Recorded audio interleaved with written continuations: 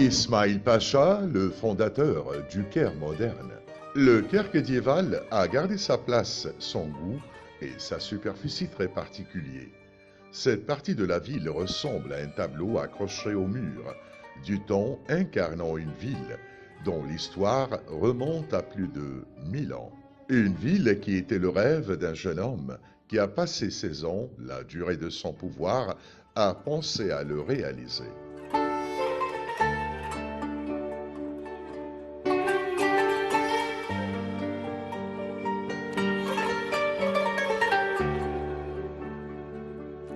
Bien que ce rêve ne se soit pas réalisé comme il l'avait espéré, il a fait de cette partie de la ville un modèle de beauté rivalisant avec les plus belles capitales.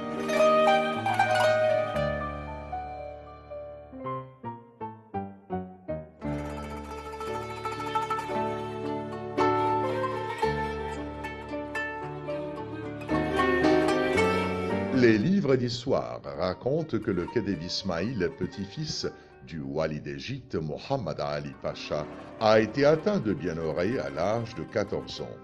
Son père Ibrahim Pacha l'a envoyé à Vienne pour être soigné. Il est resté 2 ans, puis s'est rendu en France pour poursuivre ses études. Il a passé à Paris près de 10 ans pendant lesquels il a étudié l'ingénierie, les mathématiques et la nature. Il a maîtrisé la langue française et est rentré en Égypte en ayant un rêve, celui de voir en Égypte une ville ressemblant aux capitales qu'il a visitées.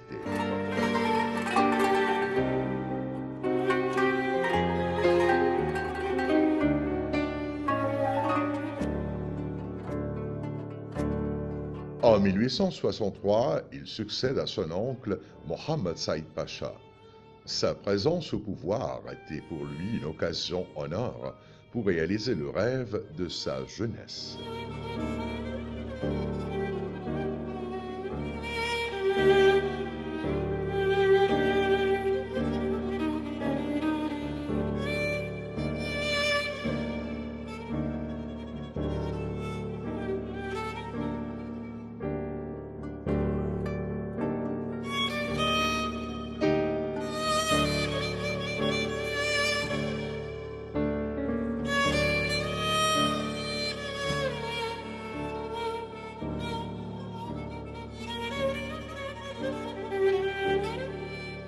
Ismail est mort il y a plus de 120 ans, laissant la ville de ses rêves avec des places, des rues, des immeubles, des statues, des décorations, des figures d'anges et des couronnes de fleurs ornant les sommets des belles maisons.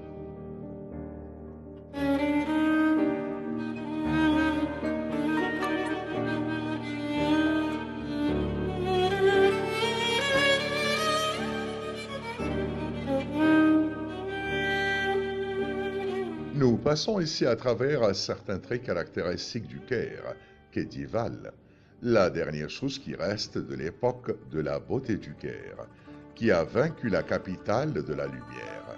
Voici ce qui est resté du parfum du Paris de l'Orient.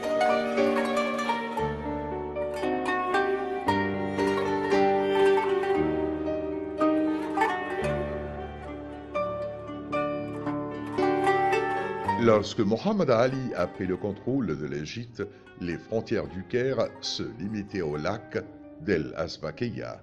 Sa population était estimée à 267 000 habitants.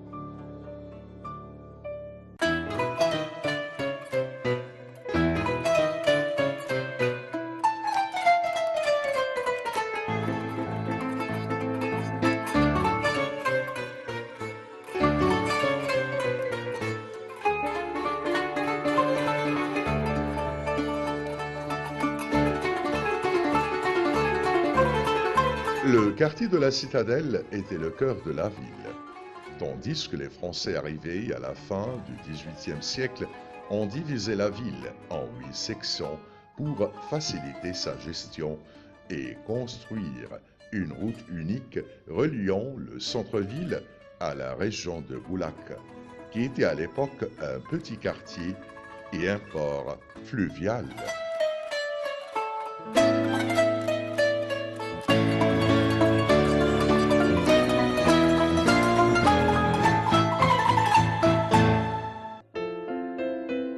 Mohammad Ali est arrivé, il n'a pas montré un grand intérêt pour la ville en raison de son souci de consolider sa situation interne, de construire l'État et de lancer ses conquêtes à l'étranger.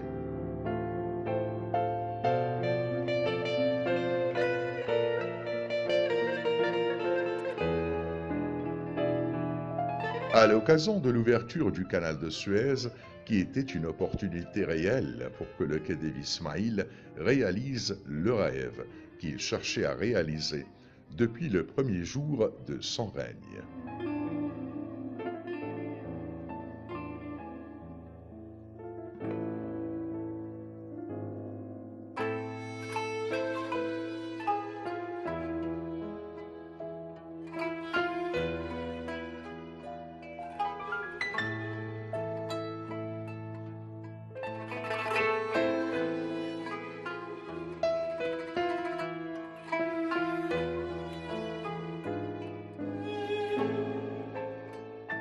Ismaïl a commencé les travaux de sa nouvelle ville en étendant les roseaux d'eau potable et en construisant les rues principales. Il a planifié la ville en fixant les quartiers résidentiels et les services publics comme la planification d'une ville moderne en Europe.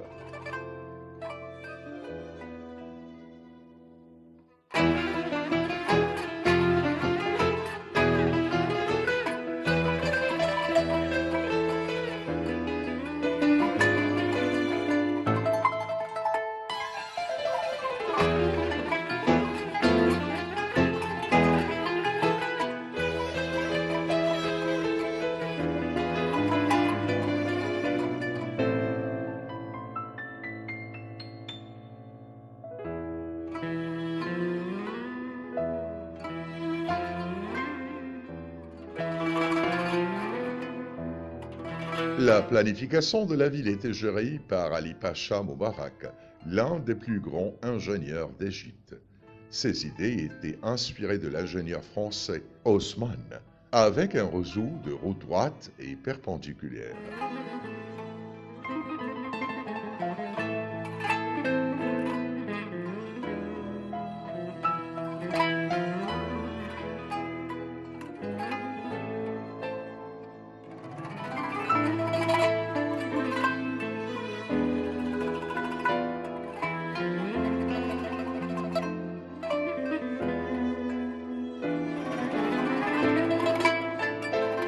Bien que le plan original avait été conçu pour une grande ville, l'exécution a été faite sur une superficie de 617 fédans pour garantir une meilleure mise en œuvre.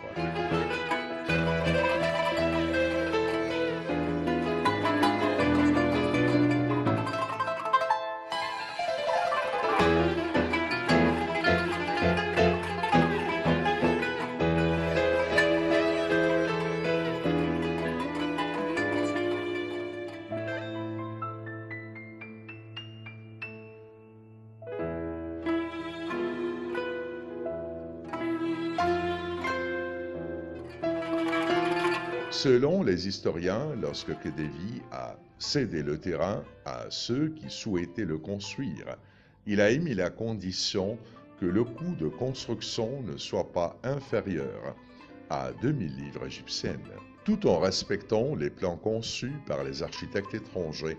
En 1874, 257 fédans de la superficie de la ville ont été construits, dont le tiers était occupé par les réseaux routiers et 13% seulement pour les bâtiments. Le reste de la superficie était occupé par des parcs et de vastes jardins.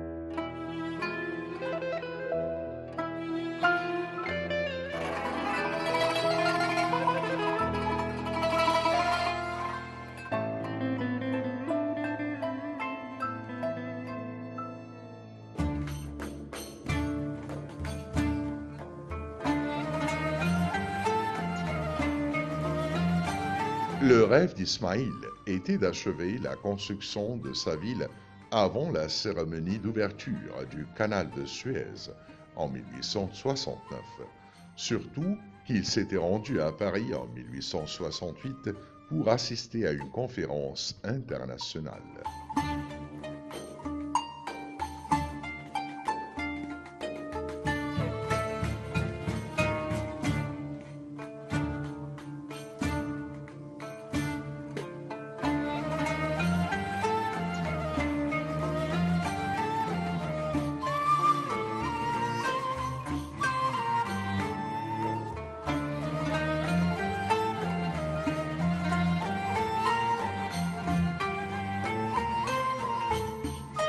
Pendant cette visite, il a invité les princes et les rois d'Europe à assister à l'ouverture du canal. Et bien entendu, il était impossible de construire dans la vieille ville, avec ses quartiers séparés et inappropriés, les palais convenables pour accueillir ces personnalités.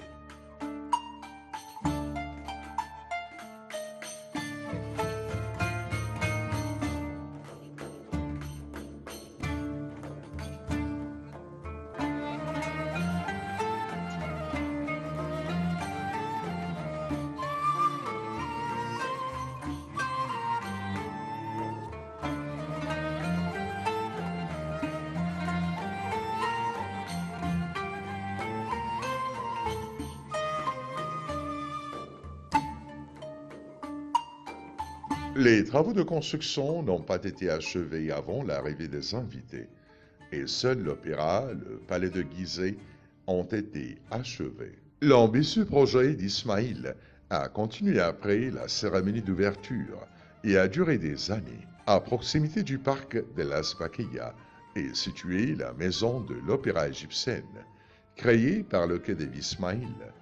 Cet opéra est le premier de son genre en Afrique, vu dans toute la région. L'opéra a été construit en 1869, conçu par l'ingénieur italien Pietro Avoscani, dont le site de l'opéra Scala à Milan, en Italie.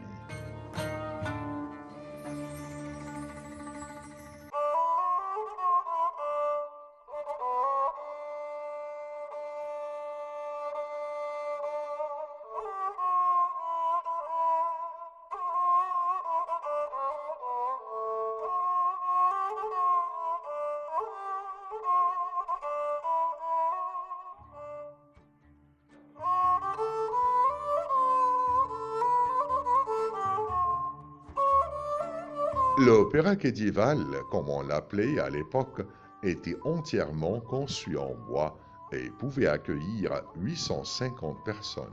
Le premier concert d'opéra en Égypte a été donné à l'occasion de la cérémonie d'inauguration du canal de Suez, avec une représentation de Rigoletto de Verdi.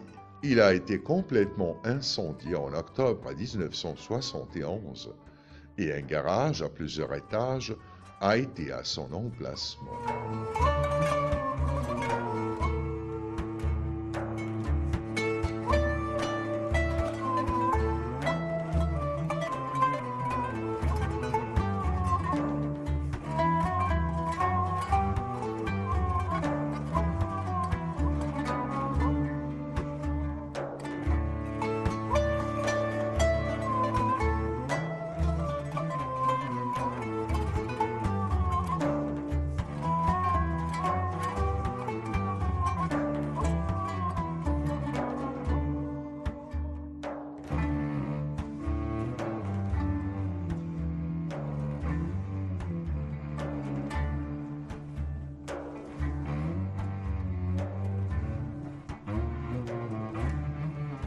Parmi les quartiers les plus importants que le Khedive a conçus, le quartier d'Ismaïlia est le Tahrir actuellement, qui a pris son nom car c'est lui qui a ordonné de le construire.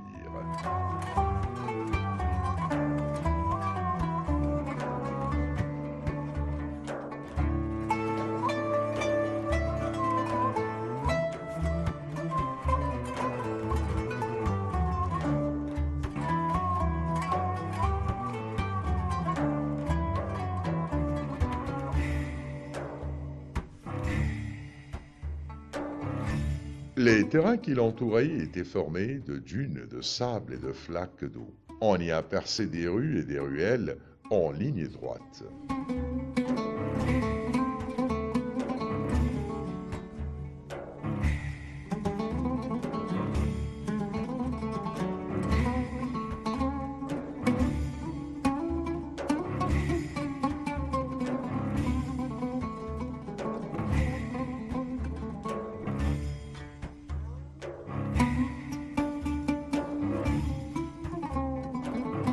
Les rues et les ruelles étaient faites en pierre. Les trottoirs ont été construits sur les côtés. Les conduites d'eau souterraines ont été construites dans le sol.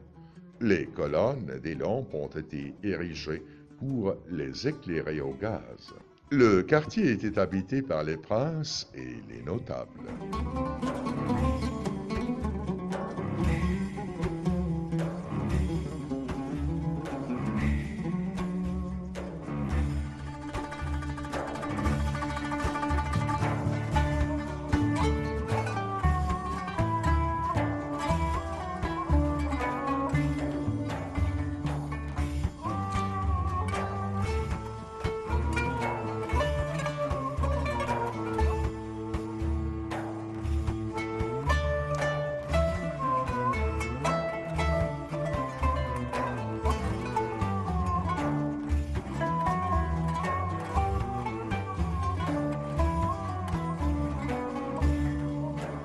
La citadelle était le lieu de repos des sultans ayyubides et mamelouks et des gouverneurs ottomans qui y vivaient isolés du peuple égyptien. Ismaïl voulait marquer une rupture avec le passé où les souverains venaient de Turquie et prouver que la famille de Mohammed Ali appartenait à l'Égypte. Alors il a quitté la citadelle de son grand-père, Mohammed Ali, et est allé au Caire.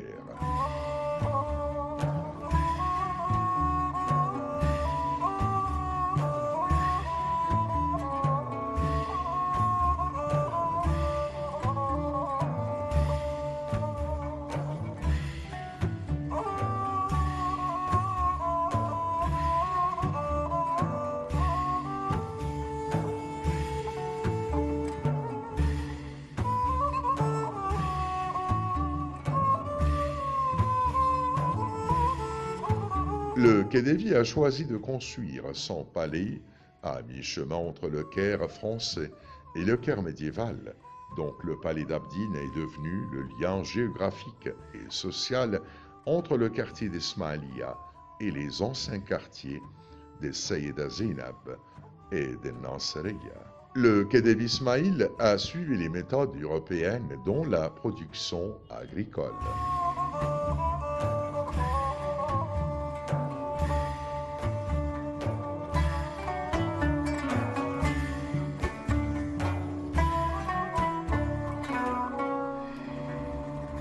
Par conséquent, il s'est intéressé à la culture du coton et l'amélioration de sa qualité pour fortifier l'industrie en Égypte et exporter la production vers l'Europe privée du coton américain en raison de la guerre civile aux États-Unis. Il a pris soin des usines d'armement et a créé d'autres nouvelles. Il s'est intéressé aussi à la culture de la canne à sucre, a réparé ses usines et en a rénové 17 usines en Haute-Égypte. Il n'a pas de même négligé le système d'irrigation et de drainage, créant 112 nouveaux canaux dans tout le pays, dont le canal d'Ismaïlia et le canal d'Ibrahimiya. Il a bien traité les ouvriers de l'agriculture et de l'industrie et les a encouragés à produire.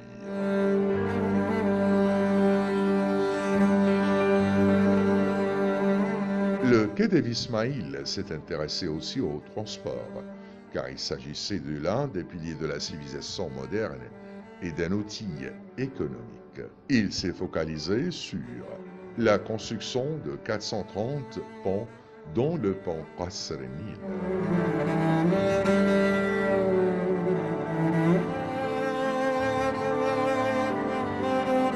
La prolongation du réseau ferroviaire 2085 reliant les grandes villes et les ports. La poste a été organisée et ses bureaux ont été augmentés pour atteindre 210 bureaux.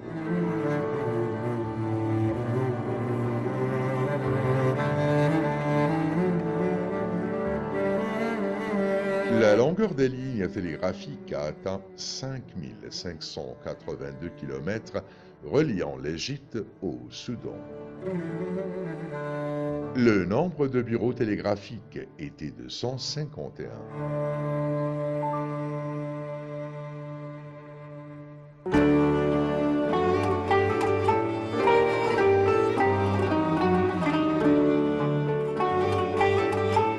L'indépendance du Khedive Ismaïl, dont sa gouvernance de l'Égypte, a suscité l'inquiétude du sultan ottoman Abdelhamid II, qui a émis un firman pour le Khedive Ismaïl de ses fonctions le 26 juin 1879. Ce firman, envoyé par télégraphe, était conçu.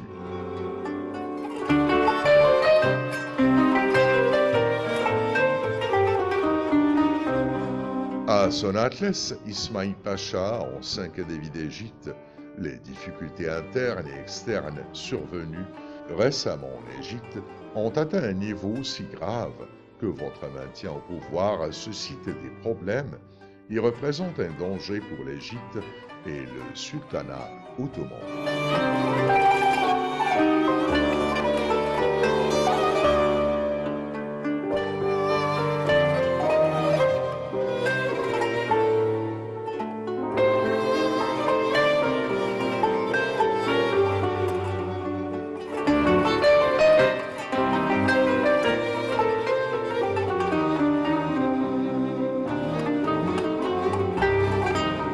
Le sultanat considère que fournir le confort et la tranquillité à la population est l'un de ses devoirs les plus importants. Non sans que votre maintien au pouvoir augmenta les difficultés actuelles.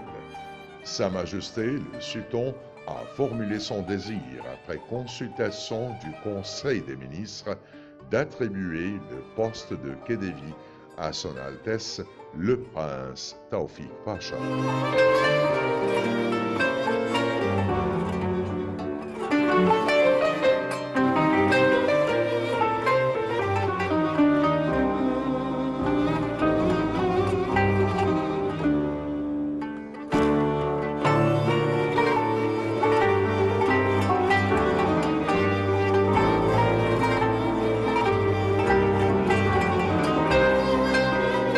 Le firman fut envoyé à Taoufik Pacha dans un autre télégraphe.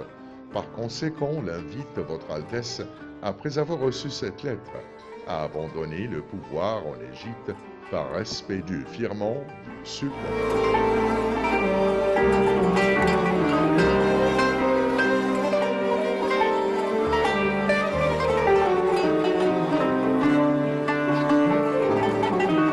Ismaïl s'est rendu 3 jours plus tard à Naples, en Italie, puis à Constantinople.